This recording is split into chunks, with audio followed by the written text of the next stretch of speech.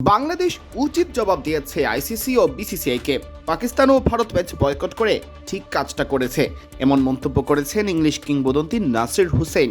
ইংল্যান্ডের সাবেক এই ক্যাপ্টেন মনে করেন ভারত ও আইসিসিকে উচিত শিক্ষা দেওয়ার জন্য বাংলাদেশ ও পাকিস্তানের সামনে এর চেয়ে ভালো কোনো রাস্তা ছিল না। স্কাই স্পোর্টস ক্রিকেটের ডিসকাশনে নাসির বলেন, এটা খুবই দুঃখজনক, এটা আমার চেয়ে ভালো কেউ জানে না। 2003 সালে জিম্বাবুয়েতে আমি ইংল্যান্ডের হয়ে খেলতে যাইনি। খেলোয়াড়রা এখন হ্যান্ডশেক করে না, ট্রফি উঁচিয়ে ধরে না। ক্রিকেটের কথা ছিল সবাইকে ঐক্যবদ্ধ করবে, বরং এখন উল্টো আলাদা করছে। শুরুটা হলো কোথায়? মুস্তাফিজের খেলার কথা কলকাতার হয়ে, হঠাৎ বিসিসিআই বলল তাকে বাদ দিতে হবে আইপিএল থেকে। ওই এক সিদ্ধান্ত থেকেই সব শুরুটা যে ভারতই করেছিল তা জানেন নাসির হুসেনের মতো ভদ্রলোকও। প্রশ্ন তুলেছেন আইসিসির নিরপেক্ষতা নিয়েও। বাংলাদেশের জায়গায় ভারত থাকলে কি করত আইসিসি, এই প্রশ্ন রেখে বলেন, এই প্রশ্নের উত্তর হয়তো শুধু আইসিসি দিতে পারবে।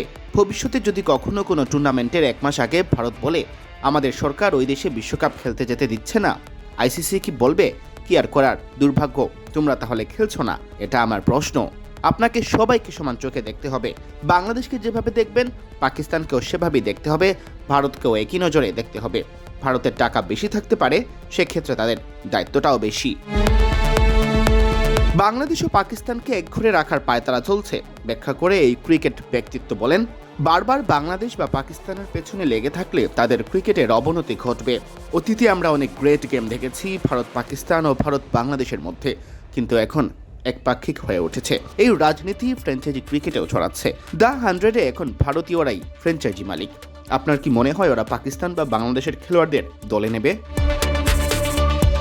নাসির হুসেন তাই মনে করেন পাকিস্তান ও বাংলাদেশ যে পদক্ষেপ নিয়েছে তা সঠিক। তার যুক্তি, বাংলাদেশের অনরবস্থান আমার কাছে ভালো লেগেছে, তারা তাদের খেলোয়াড় মুস্তাফিজের পাশে দাঁড়িয়েছে। পাকিস্তানের অবস্থানও ভালো লেগেছে, যদিও জানি এটা রাজনীতি। যেভাবে তারা বাংলাদেশের পাশে দাঁড়িয়েছে, এখন কারো বলা উচিত আসো এসব বাদ দিয়ে ক্রিকেটে মনোযোগ দেই। তবে এই একটা উপায়ই আইসিসি ও ভারতকে আঘাত করার সুযোগ আছে পাকিস্তানের। সিয়াম চৌধুরী, বিডি ক্রিক টাইম।